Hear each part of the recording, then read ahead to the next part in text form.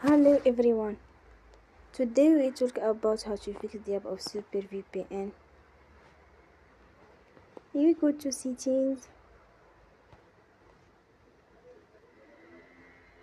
Then we click on apps. After that you will search the app SuperVpn and you will click. Then you will on for stop. After that you will go to storage.